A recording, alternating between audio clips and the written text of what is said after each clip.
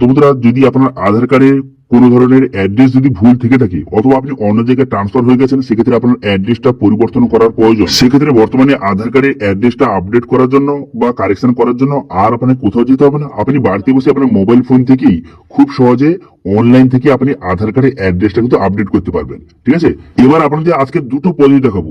যদি আপনার কাছে অ্যাড্রেস প্রুফ দিয়ে থেকে থাকে, তার মাধ্যমে কিভাবে আপনি অ্যাড্রেসটা আপডেট করবেন সেটা দেখিয়ে দেবো। এবং যাদের কাছে কোনো রকমের অ্যাড্রেস প্রুফ নেই, সেক্ষেত্রেও আপনি কিভাবে আধার কার্ডের অ্যাড্রেসটা আপডেট বা কারেকশন করবেন তারও কিন্তু স্টেপ বাই স্টেপ প্রসেস আপনাকে দেখিয়ে দেবো। সমস্ত প্রসেসটা অনলাইন থেকে হবে।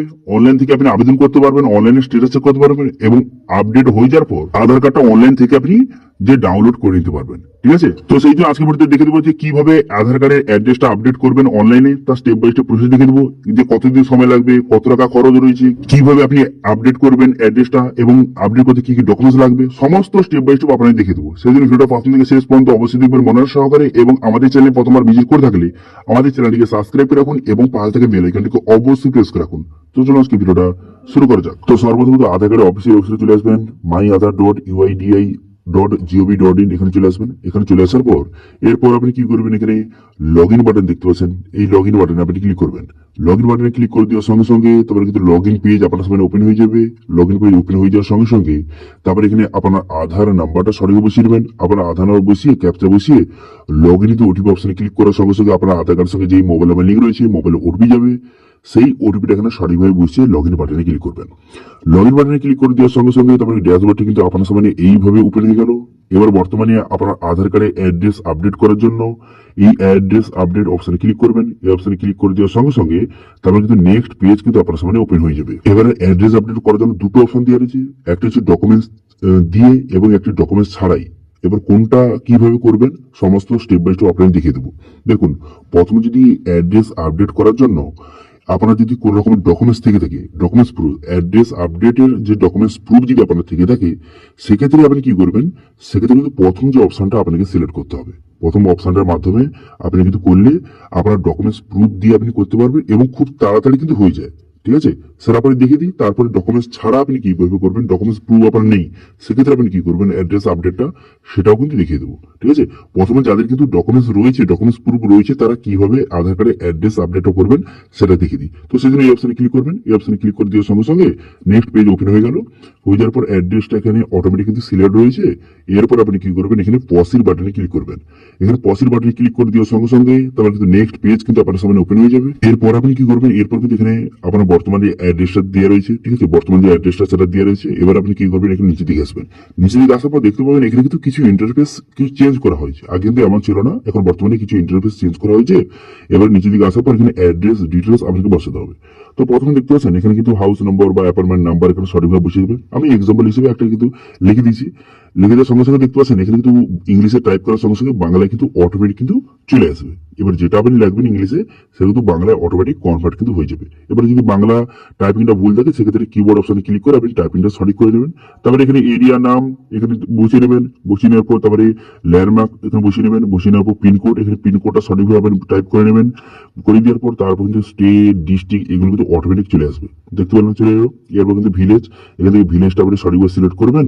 ভিলেজটা সঠিকভাবে সিলেক্ট করে নেওয়ার পর এরপর আপনি কি করবেন, পোস্ট অফিস, এখান থেকে পোস্ট অফিসটা আপনি সঠিকভাবে সিলেক্ট কিন্তু করে নেবেন। পোস্ট অফিসে সঠিকভাবে সিলেক্ট করে নেওয়ার পর তারপর নিচে আসবেন। নিচে আসার পর ডকুমেন্টস আপনাকে আপলোড করতে হবে। সেই জন্য আপনি কি করবেন, এখানে ম্যানুয়াল আপলোড এটা কিন্তু আপনি সিলেক্ট করবেন। ঠিক আছে, এটা আপনি সিলেক্ট করবেন এখান থেকে। এটা সিলেক্ট করে নেওয়ার পর তারপর আপনি কি করবেন, তারপর কিন্তু এখানে আপনি অ্যাকসেপ্ট অপশন কিন্তু ক্লিক করে দেবেন। এই অপশন ক্লিক করে দেওয়ার সঙ্গে সঙ্গে অ্যাকসেপ্ট হয়ে গেল। এবার কিন্তু ডকুমেন্টস আপনাকে আপলোড করতে হবে। সেই জন্য আপনি কি করবেন, এখানে কিন্তু ডকুমেন্টস আপনাকে সিলেক্ট করতে হবে যে অ্যাড্রেস প্রুফ হিসেবে কোন ডকুমেন্টস আপনি আপলোড করতে চান। ঠিক আছে, এবার এখান থেকে অ্যাড্রেস প্রুফ হিসেবে আপনার কাছে যেই ডকুমেন্টস রয়েছে, এখান থেকে ভোটার কার্ড রয়েছে, রেশন কার্ড রয়েছে, এছাড়াও বিভিন্ন ডকুমেন্টস কিন্তু রয়েছে। এবার এর মধ্যে যে ডকুমেন্টসটা আপনার রয়েছে সেটা আপনি সিলেক্ট করে নেওয়ার পর এখানে অ্যাকসেপ্ট করে নেবেন। করে নেওয়ার পর এখানে সঠিকভাবে ডকুমেন্টসটা আপলোড করে দেবেন। 2 MB মধ্যে হতে হবে এবং আপনার জেপিজি ফরম্যাট অথবা পিডিএফ ফরম্যাটে আপনি সঠিকভাবে আপলোড কিন্তু করে দেবেন। সেক্ষেত্রে আপলোড অপশনে ক্লিক করে সঠিকভাবে ডকুমেন্টসটা কিন্তু সিলেক্ট কিন্তু করে নেবেন। ঠিক আছে, 2 MB মধ্যে। ওকে, ডকুমেন্টসটা এইভাবে সিলেক্ট হয়ে যাওয়ার পর তারপরে কিন্তু কি করবেন, এখানে ঠিক চিহ্ন মারবেন, এখানে ঠিক চিহ্ন মেরে দেওয়ার পর এখানে ডকুমেন্টসটা কিন্তু শো হয়ে যাবে, প্রিভিউটা শো হয়ে যাবে। শো হয়ে যাওয়ার পর তারপরে এখানে ঠিক চিহ্ন মেরে দেওয়ার পর তারপরে আপনি কন্টিনিউ বাটনে ক্লিক করবেন। কন্টিনিউ বাটনে ক্লিক করে দেওয়ার সঙ্গে সঙ্গে তারপরে ডকুমেন্টসটা সাকসেসফুলি ভাবে আপলোড হয়ে যাবে। হয়ে যাওয়ার পর নেক্সট বাটনে ক্লিক করবেন। নেক্সট বাটনে ক্লিক করে দেওয়ার সঙ্গে সঙ্গে তারপর কিন্তু পুরো প্রিভিউটা কিন্তু আপনার সামনে শো হয়ে যাবে। আপনি যে ডিটেলগুলি ফিল আপ করলেন তার পুরো প্রিভিউটা শো হয়ে গেল। হয়ে যাওয়ার পর তারপর আপনি কি করবেন, এবার যদি ভালো করে দেখে নেবেন, দেখে নেওয়ার পর নিচে দিকে আসবেন, নিচে দিকে আসবেন, এখানে ঠিক চিহ্ন মারবেন, ঠিক চিহ্ন মেরে দেওয়ার পর আপনি নেক্সট বাটনে ক্লিক করবেন। নেক্সট বাটনে ক্লিক করে দেওয়ার সঙ্গে সঙ্গে তারপরে কিন্তু নেক্সট পেজে আবার কি নিয়ে চলে যাবে। চলে যাওয়ার পর তারপরে দেখতে পাচ্ছেন এখানে পেমেন্টের পেজে নিয়ে চলে এলো। বর্তমানে কিন্তু 75 রুপিস আবার কি পেমেন্ট করতে হবে। তারপরে আপনি কি করবেন, এখানে দেখে নেবেন, দেখে নেওয়ার পর এখানে টামার ঠিক চিহ্ন মারবেন, টামার ঠিক চিহ্ন মেরে দেওয়ার পর এরপর কিন্তু পেমেন্ট অপশন আপনাকে সিলেক্ট করতে হবে। এখানে রোজার পে রয়েছে, পেইউ রয়েছে। এবার আপনার যেটা সুবিধা হয় সেটা আপনি সিলেক্ট করে নেওয়ার পর মেক পেমেন্ট অপশনে ক্লিক করে দেওয়ার সঙ্গে সঙ্গে তারপরে সরাসরি কিন্তু আপনাকে পেমেন্টের পেজে কিন্তু নিয়ে চলে যাবে। ঠিক আছে, চলে এলো। তারপর আপনি কি করবেন, এখানে 75 রুপিস আপনি সঠিকভাবে পেমেন্ট করে দেবেন। পেমেন্টটা হয়ে যাওয়ার পর তারপরে পেমেন্ট সাকসেসফুল দেখিয়ে দেবে। ঠিক আছে, পেমেন্টটা সঠিকভাবে করে দেওয়ার পর পেমেন্ট সাকসেস হয়ে যাবে। পেমেন্ট সাকসেস হয়ে যাওয়ার সঙ্গে সঙ্গে তারপরে কিন্তু একটি রিসিপ্ট জেনারেট হবে, যে অ্যাকনলেজমেন্ট স্লিপ কিন্তু আপনি এখান থেকে ডাউনলোড করে নেবেন। ঠিক আছে, করে নেওয়ার পর তারপরে এখানে কিন্তু মাই অনলাইন রিকোয়েস্ট, এখানে কিন্তু আপনার যে আধার আপডেট, এখানে কিন্তু আপনার আপডেটটা শো হয়ে যাবে। বর্তমানে যে আপনি অ্যাপ্লিকেশন করে দিলেন তার স্ট্যাটাসটা শো হয়ে যাবে। প্রথমে এখানে কিন্তু পেমেন্ট এটা সাকসেস হয়ে যাবে, তারপরে ভেরিফিকেশন হবে, তারপরে কিন্তু ভ্যালিডেশন হবে। তারপরে যখন কমপ্লিট হয়ে যাবে, এখানে কমপ্লিট যখন টিকচিহ্ন হয়ে যাবে তখন আপনি বুঝতে পারবেন যে আপনার যে আধার কার্ডের অ্যাড্রেসটা আপডেট হয়ে গেছে। তারপরে আপনি খুব সহজে আধার কার্ডটি ডাউনলোড করে নিতে পারবেন এবং বিভিন্ন কাজে ইউজ করতে পারবেন। তো এইভাবে করতে পারেন যাদের কিন্তু ডকুমেন্টস প্রুফ রয়েছে। এবার বলে রাখি, যাদের কিন্তু কোনো রকম ডকুমেন্টস প্রুফ নেই তারা কি করবেন, তারা কিন্তু এই সেকেন্ড অপশনটা সিলেক্ট করবেন। কারণ এই সেকেন্ড অপশনের মাধ্যমে এটা করলে কি, যে ফ্যামিলি মেম্বারের যার আধার কার্ডে যে অ্যাড্রেসটা ঠিক রয়েছে, ঠিক আছে, তার ডিটেলস সাবমিট করেও আপনার আধার কার্ডে অ্যাড্রেসটা আপডেট করতে পারবেন। তার যে আধার কার্ডে যে সঠিক অ্যাড্রেসটা রয়েছে সেটা কিন্তু আপনার আধার কার্ডে চলে আসবে। ঠিক আছে, তো সেটা এই অপশনে ক্লিক করবেন। এই অপশনে ক্লিক করে দেওয়ার সঙ্গে সঙ্গে তারপর কি করবেন, একটু নিচে দিকে যাবেন। নিচে দিকে যাওয়ার পর এখানে কিন্তু যে বলা আছে যে হেড অফ ফ্যামিলি, তার কিন্তু আধার নম্বর বসাতে বলছে। অর্থাৎ যার আধার কার্ডে অ্যাড্রেসটা ঠিক রয়েছে, যার আধার কার্ড থেকে আপনার অ্যাড্রেসটা নিতে চান, তার আধার কার্ডের নাম্বারটা সঠিকভাবে বসিয়ে দেবেন। ঠিক আছে, আপনার ফ্যামিলির মধ্যে হতে হবে। তারপরে যে কারোর এখানে আপনার আধার নাম্বার বসিয়ে দেবেন সঠিকভাবে। আধার নাম্বার বসিয়ে দেওয়ার তারপর আপনি কি করবেন, তারপরে সেই আধার কার্ডের সঙ্গে যেই মোবাইল নাম্বার লিঙ্ক রয়েছে সেই মোবাইল নাম্বারটা কিন্তু অটোমেটিক শো হয়ে যাবে। ঠিক আছে, এখানে সঠিকভাবে আধার নাম্বার বসিয়ে দেওয়ার পর তারপরে কিন্তু আধার কার্ডের সঙ্গে যেই মোবাইল নাম্বার লিঙ্ক রয়েছে মোবাইল নাম্বারটা এখানে শো হয়ে যাবে এখানে। তারপর আপনি কি করবেন, নিচে দিকে আসবেন। নিচে দিকে আসার পর তার সঙ্গে আপনার রিলেশনটা কি, কার আধার নাম্বার বসাচ্ছেন তার সঙ্গে আপনার রিলেশনটা কি সেটা সিলেক্ট করে নেবেন। করে নেওয়ার পর এবার একটি ডকুমেন্টস আপনাকে সিলেক্ট করতে হবে। এই ডকুমেন্টসটা কি, তো আপনি যার আধার নাম্বার বসাচ্ছেন, ঠিক আছে, তার সঙ্গে আপনার যে রিলেশনটা কি তার একটি প্রুফ তো লাগবে, যে সে আবার কে হয় সত্যিকারে, তার একটি প্রুফ লাগবে। তো সেই হিসাবে এমন এই ডকুমেন্টস এখানে আপনাকে সিলেক্ট করতে হবে যেই ডকুমেন্টসে কিন্তু আপনার নাম এবং যার আধার নাম্বার বসাচ্ছেন তার নামও যেন সেই থাকে সেই ডকুমেন্টসে। ঠিক আছে, অর্থাৎ ধরুন আপনার বাবার নামটা এখানে সিলেক্ট করেছেন, সেক্ষেত্রে আপনার এমন একটি ডকুমেন্ট আপনাকে সাবমিট করতে হবে যে ডকুমেন্টসে আপনার নাম থাকবে এবং আপনার বাবার নাম উল্লেখ থাকবে। সেটা হতে পারে আপনার মার্কশিট হতে পারে, অথবা আবার বিভিন্ন রকম ডকুমেন্টস কিন্তু নাম দেওয়া রয়েছে। এবার তার মধ্যে যে কোনো ডকুমেন্টস আপনাকে সিলেক্ট করতে হবে। এবার বলে কি, যাদের কিন্তু কোনো রকমের ডকুমেন্টস প্রুফ নেই সেক্ষেত্রে তারা কি করবেন, সেক্ষেত্রে এখানে একটা অপশন দেওয়া রয়েছে যে সেলফ ডিক্লারেশন একটি ফর্ম কিন্তু আছে। ঠিক আছে, এর কিন্তু বর্তমানে ইউআইডির তরফ থেকে এই সেলফ ডিক্লারেশন ফর্ম কিন্তু একটা চালু করেছে।